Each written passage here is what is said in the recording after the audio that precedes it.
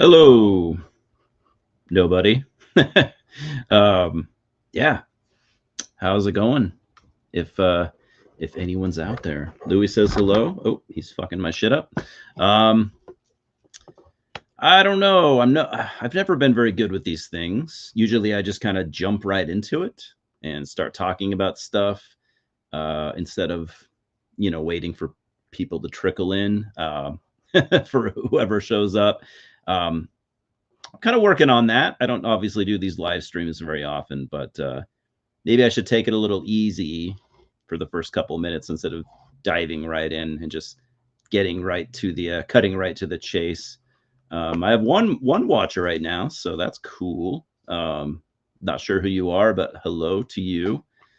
So yeah, we're gonna obviously. I think you've read the title. I'm going to be reviewing 3 movies today, just kind of on the off the cuff, on the fly, whatever the kids are saying these days. Uh, and the reason I'm doing it this way, I'm actually not 100% sure. So 3 movies I'm going to be talking about, all pretty new movies released within the last couple of weeks. Furiosa, a Mad Max saga, If, and the Garfield movie. I don't know why I didn't review these just standalone. For some odd reason, I don't know why. I just didn't feel like it. But then I was like, man, that's 3 2024 releases, and I do like reviewing, new movies. Um, I don't know. I guess I don't really have a good answer. So I figured I would just, I don't know. I haven't done a live stream of any sort for a good while, so I think I just kind of wanted to do it for fun, I guess. Um, so yeah, who's watching? I know I got one viewer, so tell me who you are. Reveal yourself to me. I am drinking right now because I just got off work. I just got home, having a beer. Nothing fancy this time. I just felt like, I don't know. I do like good beer. I'm not a beer snob. Every now and then I like to just kind of slum it and just get a American, low end beer. So it's in a glass, but I've got just a regular ass Coors. I went to the store specifically just to buy this. Not really sure why. Maybe because it's summer. It's starting to get warmer. The lighter, not so flavorful beers, I don't know, are good around this time of year. So yeah, we're almost 3 minutes into this. Maybe I'll just start. I think that's long enough to to wait for. Let's be honest. I don't know if I have anyone watching, but I think I'll just get this started, and we'll just call it. We'll just call it what it is. I haven't really decided fully which movie to, or what order to do this in. Maybe I'll do Furiosa last because that's really the only movie that out of these 3, that's the only movie that oh my god, that's Louis. You might know him.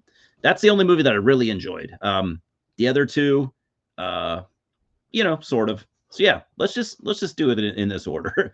We're gonna do it in my opinion, worst to best. So out of the 3 movies here, the one that I enjoyed the least by far, and I didn't hate it, but it wasn't really good. I'm gonna say the Garfield movie. Um, you know, I went to see this with my girlfriend because, I mean, she really wanted to see it. We both grew up in the '90s, so like Garfield was kind of popular back then. I'm not really sure how Garfield remains even remotely relevant in 2024. So a movie like this is kind of, it's a strange thing for it to even happen. Like, who had the idea? I mean, they've done Garfield animated movies before, numerous times. I don't know. I don't know if they ever do very well. Obviously, they must not have done terrible for them to keep cranking them out. But in 2024, it's like you got to look at it this way. Typically animated movies are more aimed in the direction of kids, right? Well, kids nowadays don't know who Garfield is because, I mean, he hasn't been a relevant pop culture icon since really since the 90s. Let's be honest. He's remained somehow kind of not completely forgotten, which is impressive. But anyways, kids don't know who Garfield is at all. If if even a little bit, maybe they've heard their parents reference him at some point. I don't know. It's strange. And so if you're gonna kind of target this movie for people my age that grew up in the 80s and 90s, I mean, what are the odds that any of us still care? Um, and I kind of do. I mean, Garfield was I was huge into pop culture stuff in the 80s and 90s as a kid. I loved Garfield. Yeah, I watched Garfield. I read Garfield. I love the character, and I still do. Um, so I guess you could say this movie. I think it's geared towards people like me that grew up in the 80s and 90s, and hopefully we bring kids, right? I think that's why this movie was made. But again, the fact that like people, producers and stuff would make this happen in 2024, kind of mind-boggling. Um, so, anyways, you got kind of a weird cast, really, to be honest. The voices, like you got Chris Pratt doing the voice of Garfield. I guess they figured, oh, he did Mario, let's have him do Garfield too, and he's an all right voice actor, I guess. I think someone else would have been better. I think Bill Murray was a better. I think Bill Murray's voice much more suited Garfield. So it's kind of strange because you kind of don't really. This is kind of a new Garfield too. I mean, he's still Garfield, I guess you could say, but like he's more. He doesn't have that like sarcastic monotone, that we knew him to have. He wasn't. I don't know. He's more Chris Pratt than what we remember him. Yeah, there are moments where he'll bring out some of the old Garfieldisms, but for the most part, it's like Chris Pratt's version of Garfield, and it's okay. He did an okay job. You got Nicholas Holt, who I do like, by the way, doing the voice of John, and I also feel like he was kind of miscast. He did all right, but I don't know. I think someone else would have worked a little better. You got Samuel L. Jackson doing Garfield's dad. That works. I don't know. I thought the animation was decent, but I thought the writing was incredibly weak. Yeah, there are some funny moments, some funny jokes here and there, but overall, I thought the writing was pretty weak. It's an hour and clocks at an hour and 41 minutes. Should not have been any longer than an hour and a half. I mean, and then really, I think even shaving off 10, 11 minutes, this would still feel bloated because that's what this movie just felt bloated. In between some decent scenes, there's just like stretches of misfires. It's not very good. It's not very good.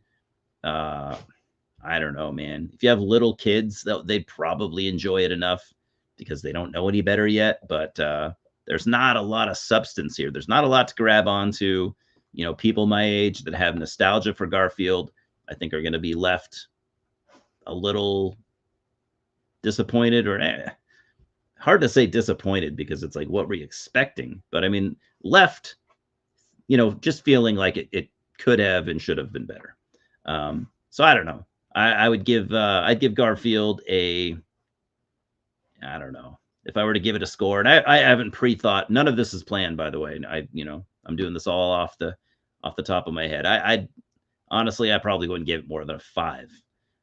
It's sitting at on IMDb, it's sitting at a 5.8, which is fair, but I'm going to give it a 5. I can't really do any better than that. I don't think it was lackluster. Let's be honest. Let's take a look at. I'm pretty sure it was a flop.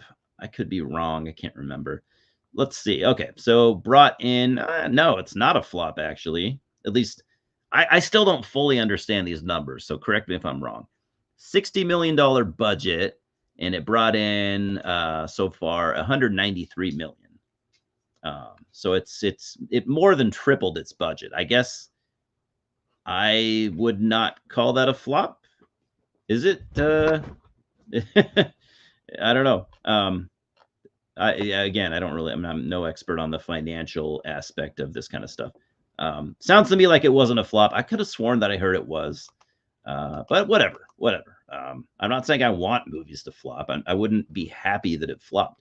I want movie theaters to stay open, so that's looking pretty good to me. Yeah, so I think we'll shift over and we'll talk about If for a minute here.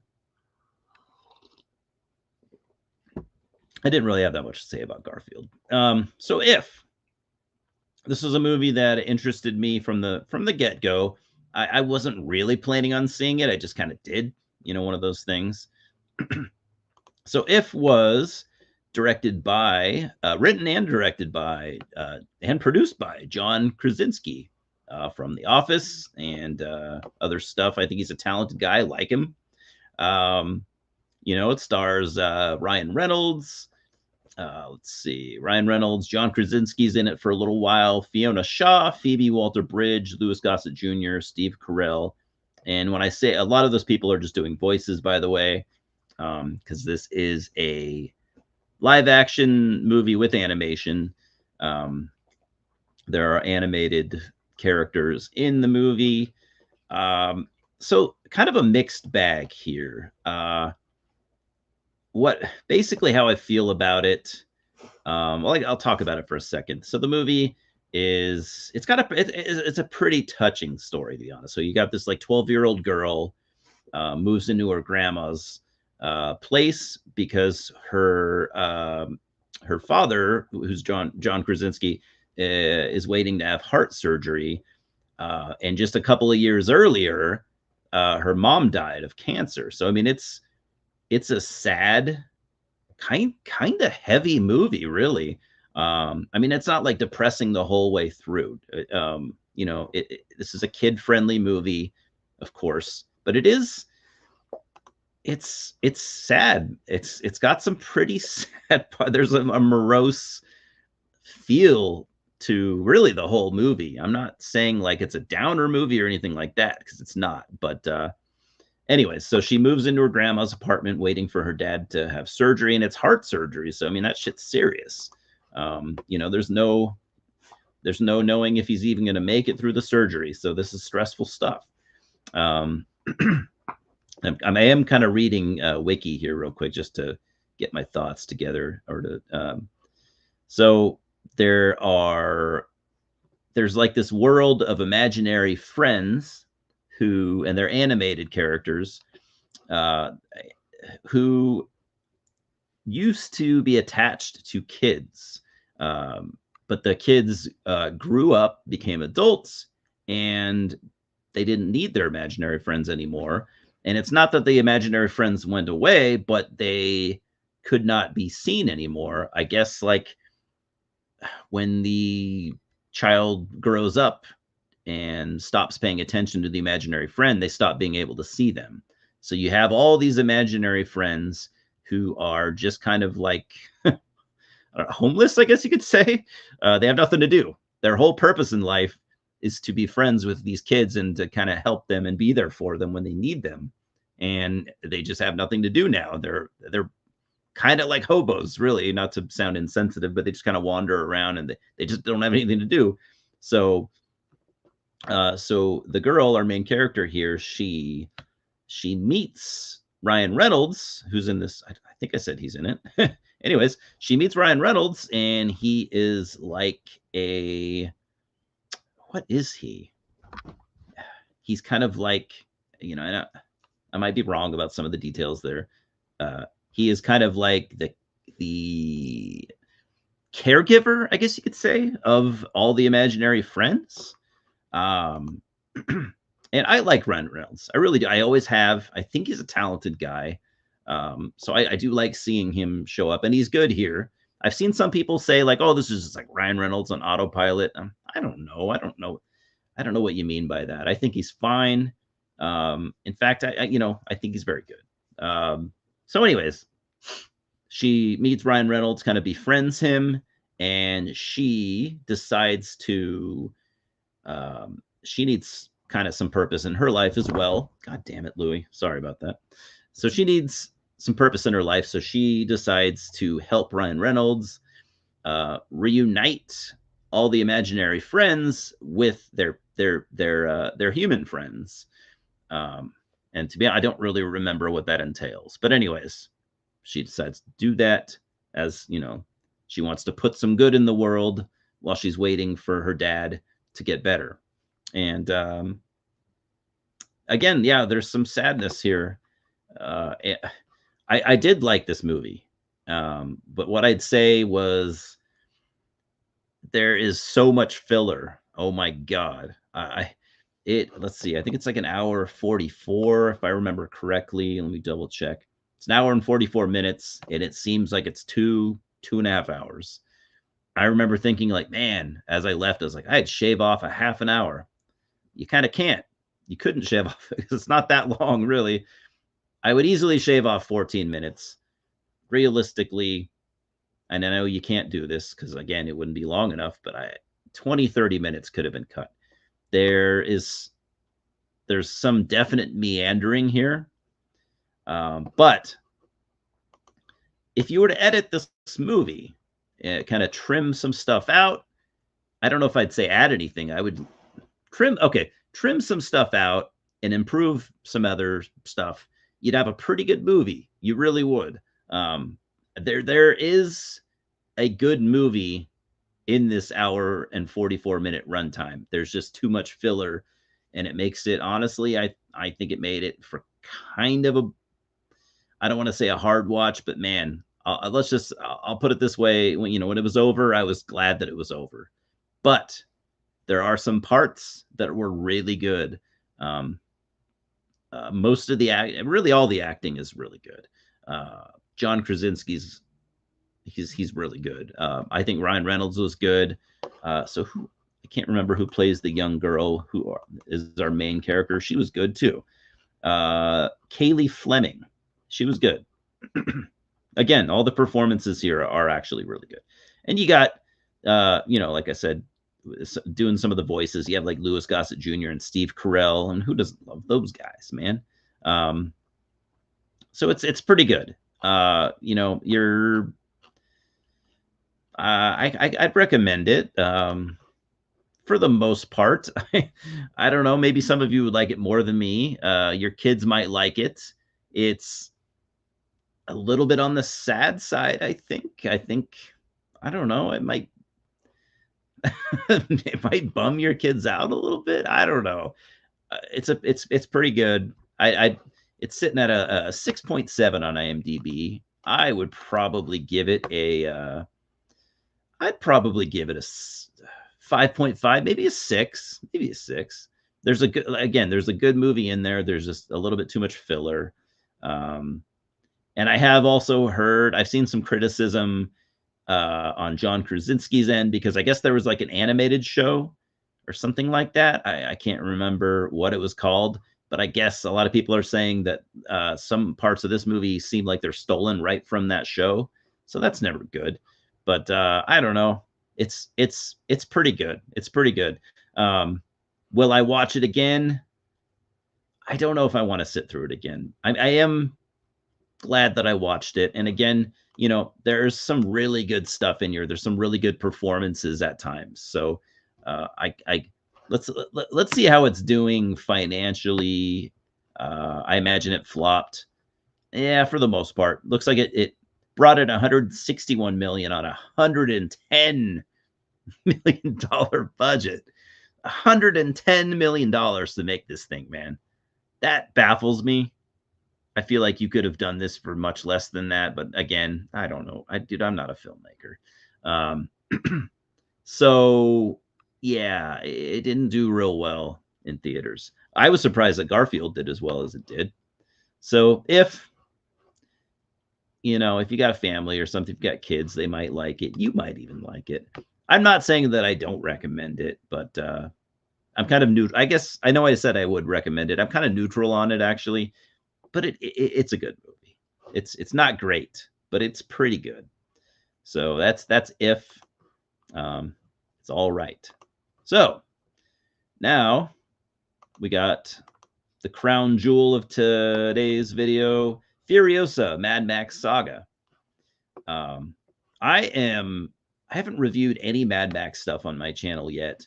I like I'm a pretty big Mad Max fan actually, and I have been since I was a little kid. I have always been obsessed with like post-apocalyptic stuff, movies, games, books, all that stuff, TV shows. It's like a thing that I've always been drawn to, and I could not even tell you why. It's just it's something that I really like, and Mad Max is uh, maybe not the first movie or movie series, whatever you want to call it, to do that, but it's definitely one of the earlier ones. It's definitely one of the most popular, if not actually, it is the most popular. When somebody says post-apocalyptic movie, 10 times out of 10, Mad Max is going to come up first. There are plenty of other good movies too in that subgenre, if you want to call it that. But Mad Max is it's kind of it's kind of it's kind of king, really. And I like all of them. Fury Road, let's be honest. I don't think many people are going to argue against this. And if they want to, I'd love to see I'd love to see your arguments. I think it's just fair to say that Fury Road was an amazing film. Amazing. I remember really anticipating it. I remember thinking like, dude, George Miller had not done anything for a long time, especially something like this. And I was just like, what the hell is happening? What's this going to be like? Is it going to be good? And it's mind-blowingly good on every level. I mean, it's just an amazing film. I've seen many people say that they think it's the best Mad Max film, and that's saying so much because nobody ever does that. Nobody ever says the newest thing is better than all the previous classics. That's just you never see that. Can you imagine if? I mean, look at it this way. Can you imagine if some of those recent Star Wars movies, if people were like, this is fucking awesome. This is the best Star Wars has ever been. I'm sure someone has said that at some point. Not that I've seen. And honestly, let's be honest, that would be a laughable thing to say. But people have said that about Mad Max with Fury Road. And I've always been impressed by that. So anyway, we're not obviously here to talk about Fury Road, but kind of. I mean, what we have here, Furiosa, Mad Max Saga, obviously it's completely connected to Fury Road. It is a prequel to Fury Road, which I'll admit I did not know that for a while. I've known it for a while before I saw it, but I did know it from the start. And the reason being is I didn't really look into it that much because I didn't want to. It was one of those things where it's like I know I'm so excited for this. I don't really want to spoil anything for myself. So initially, I thought it was going to be a sequel to Fury Road, right? Wouldn't that make sense? Mad Max has never, yeah, the storylines are vague. Obviously, if you're a Mad Max fan, you know this, but they've always, I don't want to say progressed. That wouldn't be the right word. They have always moved forward with every movie. They've never gone backwards like this. So it's a weird choice. I would have preferred a sequel to Fury Road, whether it be right after or years later, years down the road. I don't know, whatever. But a prequel, I don't know, not really what I wanted. That said, I mean, this is a damn good movie. This is absolutely a worthy successor to Fury Road. I don't think it's quite as good as Fury Road. I don't even know if I'd say it's close, but it's not that far off.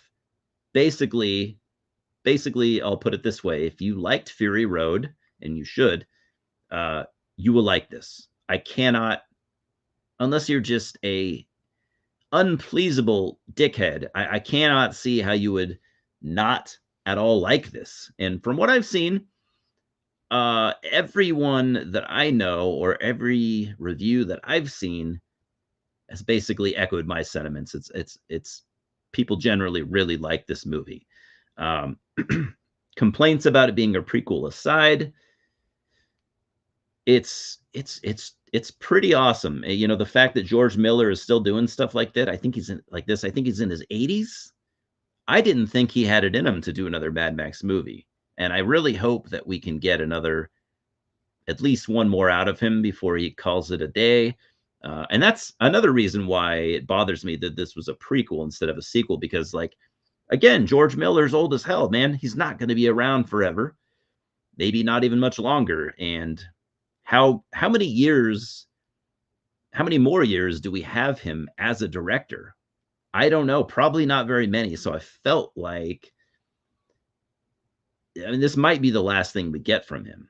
Therefore, I feel like it being a prequel just kind of stole from, what we could have had him do to progress, Fury Road. But anyways, all that aside, I'm over it. It's fine.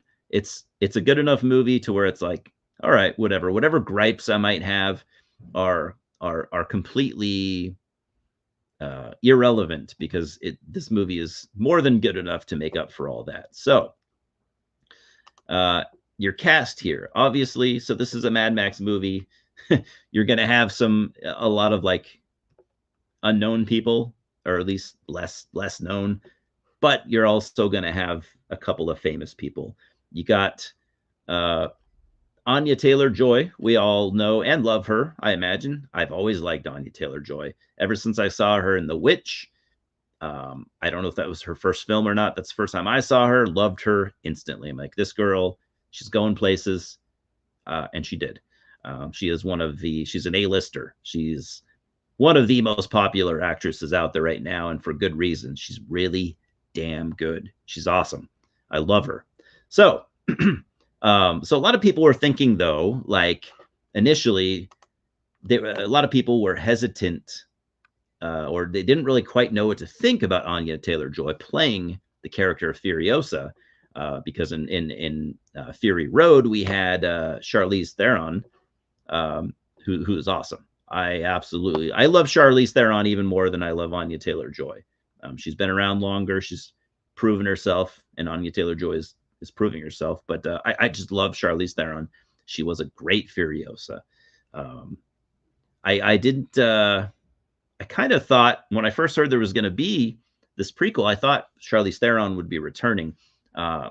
Couldn't I think, if I remember correctly, I think George Miller said he would have liked to use Charlize Theron again, but he said they would have to do, like, some age, what do you call it? Age, the technology, the age reducing technology, whatever it's called. But he said he didn't feel like it's good enough yet to. He's not impressed with where that technology is at this point. So I get that. So he wanted to use someone else. He didn't want to use Charlize Theron again. So he picked Anya Taylor-Joy. He really liked. I think it was Last Night in Soho. I think he said the movie that he saw where he's like, yeah, I like this girl. She's got it. She's got it. So, so the first, oh man, I don't want to say half of the movie, but damn near, like, first, like, third of the movie, you don't even see Anya Taylor-Joy, because Furiosa is a child still. And oh man, the kid that plays her, really damn good too. What's her name? Let's pull her up, because she's great, man. Alila Brown, awesome job. And so they use this technology to where, yeah, it's Alila Brown playing the character, but they used some technology to kind of make her look a little bit more like Anya Taylor-Joy, from what I read, which is interesting. And I didn't, from watching the movie, whatever technology this is, it's perfect, because I couldn't tell at all. I would have never known that. I would have just thought, oh, this little girl kind of looks like Anya Taylor-Joy a little bit. So anyways, and then you have, as our main villain, as you've seen in commercials, trailers, whatever, you got Chris Hemsworth playing, what's his name? Dementus, the main villain here. And he is fantastic. In fact, he's by far my favorite part of this movie. And I remember thinking, like, seeing the trailer and stuff, I remember thinking, like, I don't know, man. I don't know about this. Like, I didn't really know Chris Hemsworth all that well. I knew he was Thor. I've seen the first Thor movie. Thought it was all right. So I'm thinking, like, can this guy does this guy really have what it takes? And he does, man. He's so good. I I have so much more respect for him now than I did before. Not saying I didn't respect him before, I just didn't really know him all that well. And he's great. He is so charismatic. And here, this is a funny thing too. Like, so he's from New Zealand. I didn't know that. I always thought Chris Hemsworth was an American. So he's from New Zealand originally. And, so he's got a New Zealand accent, which is obviously very similar to the Australian accent. To me, it sounds the same. Sorry, I just don't know any better. So, yeah, it was really cool and strange hearing him speak in his New Zealand accent, but it sounds really cool. And he's just, man, he's so charismatic, and he's so different also than like in Fury Road, you had Immortan Joe as the villain, and what is it? Dementis, I think it's called. I just said it a minute ago. Dementis. He's such a different villain than Immortan Joe. Immortan Joe is more like I don't know, more like creepy and more like monstrous, more I don't know, just different. And Dementis is more, he's more like this, like a charlatan. Like, he's more charismatic and like, I'll put on a show for you guys. Like he's more like a snake oil salesman. He has that kind of personality. But it's cool that to see him so different, than the other Mad Max villains that we've had. I would expect no less from George Miller, of course. But man, yeah, I could just rant on all day long about Chris Hemsworth's performance. It's awesome. I would love to see him do more stuff like this, man. Quit. I don't want to see him as Thor anymore. I want to see him do some other cool stuff. I want to see what he's capable of, and hopefully we see more from him doing, different stuff in the future, not just predictable movies or more Thor stuff. We don't need any more of that. So it's very comparable. You literally, while you're watching it, you feel like this is a companion piece to Fury Road. It's not quite as high octane as Fury Road. It's maybe a little bit more. I don't want to say it's not slow by any means, but it's maybe a little slower paced than Fury Road.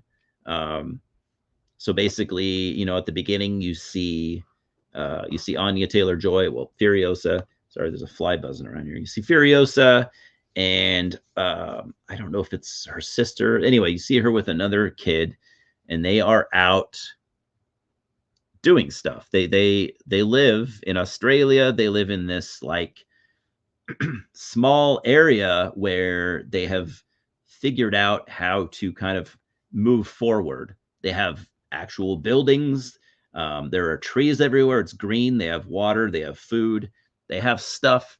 They have figured out, how to progress beyond the rest of the wasteland, which, there's not a whole lot of like civilization, from at least from what you see. There's more like nomadic tribes and just villages that are just ran amok with chaos and stuff like that. But they have this civilized, very modern society, and they plan on keeping it that way. They don't want visitors. It's a hard area to find. No one has found them yet. And they're smart people. They know, they already have a plan on what to do. Basically, they will go to every measure to make sure that nobody ever finds them. And if they do, they're going to make sure that that person is not ever able to tell anyone about this place, because they know damn well as soon as people like Dementis or Immortan Joe, they know damn well that as soon as they find out about this piece of paradise they have, they're fucked. They're going to come take it. They know damn well. So you see Furiosa and the other kid. They are, I can't remember what they're doing. If they're gathering fruit, I think they were gathering fruit, something like that. Hold on one second. Got to plug in my computer, my laptop here. So, anyways, they're scavenging, I guess you could say. I don't remember exactly, but anyways, they end up running into some raiders who are people that live under the rule of Dementis, and they end up these raiders end up following, not following, but they end up chasing Furiosa back to where she came from. So now you got these raiders. There's only a few of them, but now they know about this little piece of paradise, as I guess I'm going to be calling it. So yeah, so they find out about that. They return to Dementis, and they kidnap Furiosa. By the way, they kidnap Furiosa. Furiosa's mom goes. I might be wrong. I might be vague about a couple things here. Don't hold it against me. Furiosa's mom ends up going to look for her, and she is.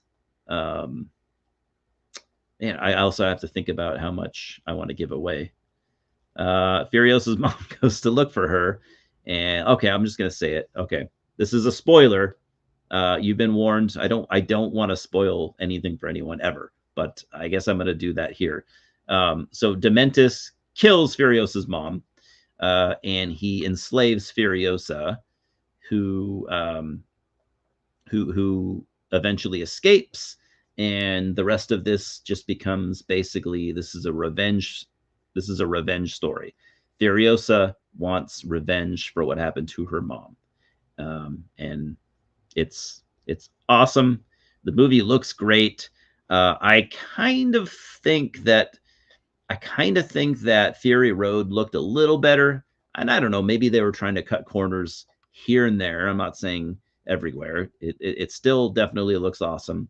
I think Fury Road maybe looked a little better. There are some scenes where you're like, yeah, that this is obviously a green screen, but it's fine. A movie like this that's so fantastical, you know that they're going to use some CGI in 2024 or whenever they filmed it, 2023. You know that's going to happen, but there's not a ton of it. Most of it, George Miller is an old school guy. He likes to do as much as he can with practical effects, and he continues that. And man, God bless him. I don't say that very often, but God bless George Miller for doing that.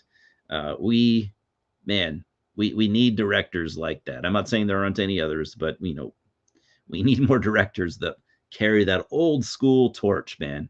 And I'm like I said, he's old as hell. I'm gonna miss George Miller when he's gone.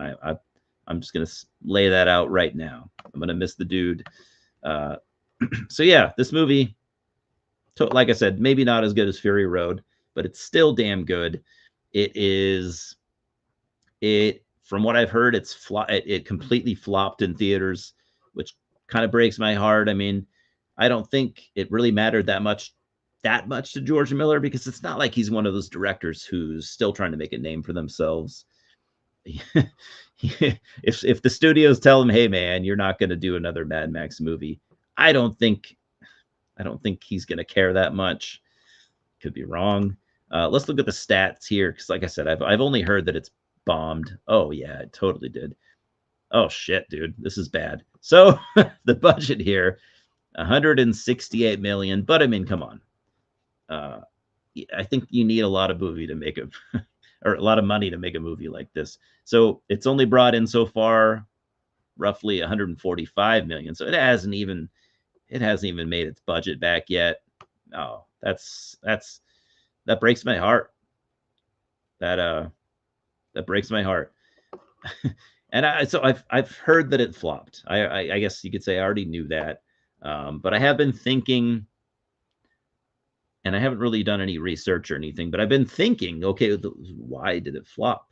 Why did it flop? Are Mad Max fans just kind of few and far between nowadays? I mean, I think Fury Road did pretty good. I'm going to pull up Fury Road real quick here, the wiki, and let's compare that. I'm pretty sure Fury Road did well. Okay, Fury Road, yeah. On a $154 million budget, it brought okay, there's an estimation, I guess, somewhere in the ballpark of 154 and 185 million, but it brought in 380 million. It did pretty good. So it at worst doubled its budget, maybe even more than that. So yeah, I really don't have a solid answer as to why Furiosa did so badly. I really don't. Like I said, I mean, movie theaters are in a state of emergency right now. People just aren't going to movies as much as they used to. There's no arguing that one. That's the only reason I can think. I don't know. I mean, Fury Road did really well, like I said, but that was what, 10 years ago?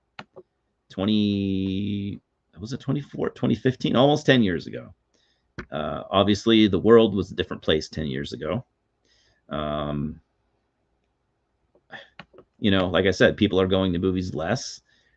So almost every movie, they're definitely doing less than they would have back in the 90s or even the early 2000s.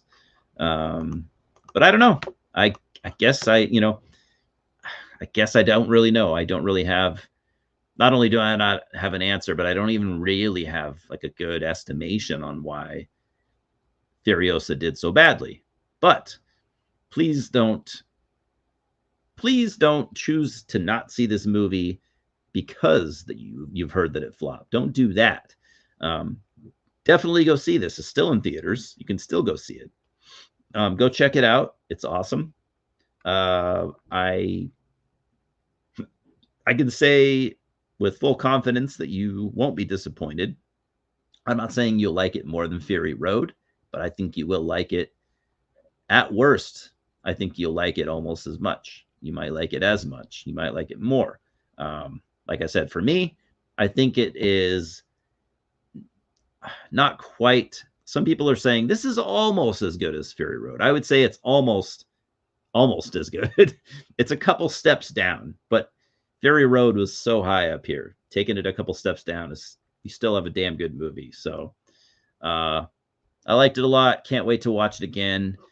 It's sitting at IMDb. It's sitting pretty decent score. It's sitting at a 7.8. I would give it an 8 out of 10. That's, I think, where I feel comfortable. I was going to say 7.5. I think that's even a little low. 7.5 to 8. 8 being a little on the high end, but I think I could comfortably call it an 8. So we're just going to give it an 8. Really liked it. So I initially was with a lot of people where I kind of was debating on if Anya Taylor-Joy to play Furiosa. I'm not saying that Charlize Theron is some like just muscle-bound hulking woman or anything like that, but I don't know. Anya Taylor-Joy is a little bit more like petite, you know. She just looks so small and so like she doesn't look like someone you would imagine fighting wasteland raiders, you know what I mean? But she pulls it off for sure. I don't want to say that I think she was miscast. I do think that I did say that a couple of weeks ago. I think it was. I did say that to a friend. I said I think she was sort of miscast. I think it would have been cooler if they used somebody like an Australian actress or something like that. I mean, there have been non-Australian people in Mad Max films before. Tom Hardy is not Australian. Tom Hardy's British, isn't he? I'm going to look that up real quick. I can't remember. I like Tom Hardy, by the way. I don't think he's Australian, though.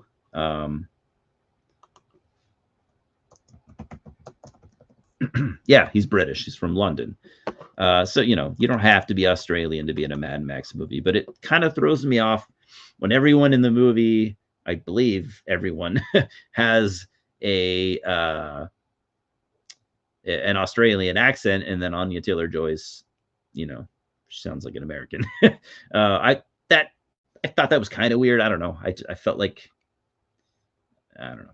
They should have gone with an Australian actress personally, but I think George Miller, he wanted someone really big, and that's what he got. And again, I don't know. Like I said, I did at one point say that I thought that she was miscast, but I think I'm kind of back, taking back my words a little bit there. I think she was pretty good, and I like her a lot. She's a great actress, yeah, and she is convincing. Um, yeah, she totally makes it work. So yeah, uh, you do get to see Immortan Joe in this as well. Um, the guy that played him originally, is no longer with us, so they had to get someone else. Who did they get, by the way? Who plays Immortan Joe? He's not in the movie a ton. He's in it a little bit. Um, let's see. You got Laki. Oh wow, good luck saying this name. Lachi Hulme. I don't know. Go look it up. He's an Australian guy. Uh, I'm going to see. What might I know him? He does a really good job, by the way. He's a great Immortan Joe. He was in the Matrix Revolutions back in 2003. What else might I know him from? Let's see. He's in the Preacher TV series, which I thought was pretty cool. Oh my God, there was a Romper Stomper miniseries. He was in that. Weird. Okay. And I'm guessing a lot of this is these are probably Australian films. A lot of these, because I haven't really heard of. I haven't really heard of most of these. He's been in a lot of stuff. He's definitely been in a lot of stuff over the years. He's in the Matrix Revolutions. Okay. Yeah, I don't know him from a lot of stuff, but yeah, no, he's great. Absolutely. He was so good at playing Immortan Joe that I really couldn't tell the difference. I really couldn't tell the difference between his Immortan Joe and the previous one. So that's it. That's a damn good sign. George Miller knows what he wants, and he knows how to make it happen. So yeah, I don't. He's not a director that I would have any doubts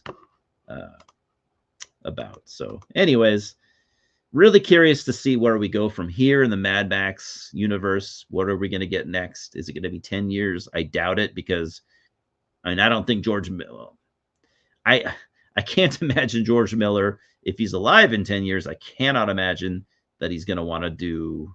I can't imagine him still being a working director, basically. So, but I hope we get some more Mad Max stuff from him. I really do.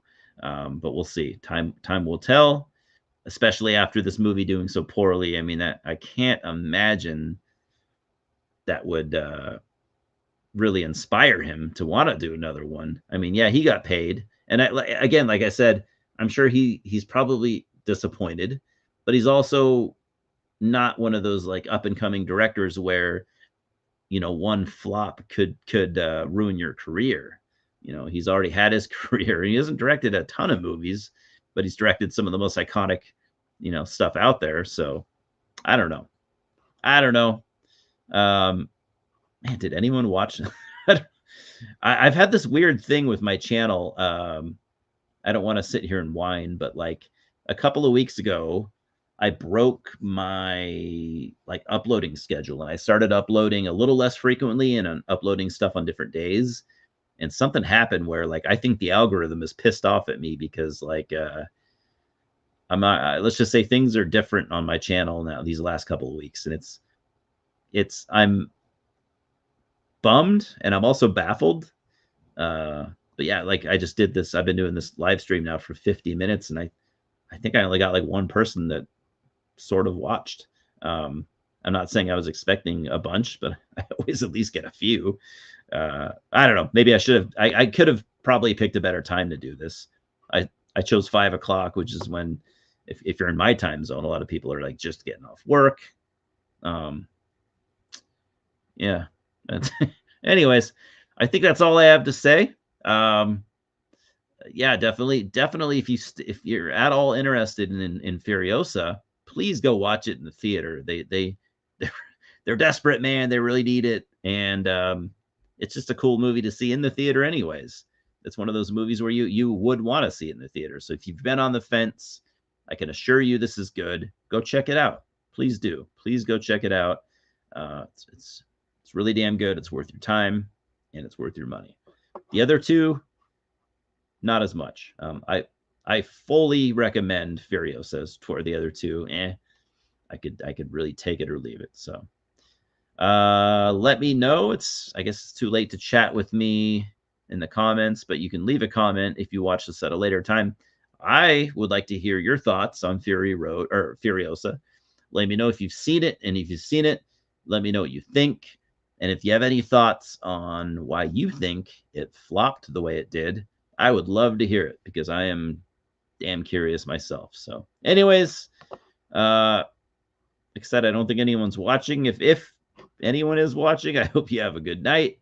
And if you watch this at a later time, I hope things are well for you wherever you're at the time. So appreciate you guys, each and every one of you. I still kind of want to do another live stream, showing some more film trailers that either I have enjoyed or stuff I haven't seen yet, movies that I'm really anticipating. I really enjoyed. I've only done one before. I did one like a month ago or something like that. I really had a good time, just showing trailers and talking about them. I think it's pretty fun. It's kind of something I'd like to do more on this channel. I know there are other channels that already do it, and you probably don't need to see me do it, but I don't know. I would like to expand this channel a little bit in the realm of film and stuff like that. So I might do that next week or later this week or something like that. But maybe maybe I'll get some people showing up next time. You can't win them all. And again, I'm just rambling at this point. So I hope you guys, wherever you're at right now in your lives, I hope it's very, very good. And we will see each other again. We'll talk soon. All right. Have a good night, everybody.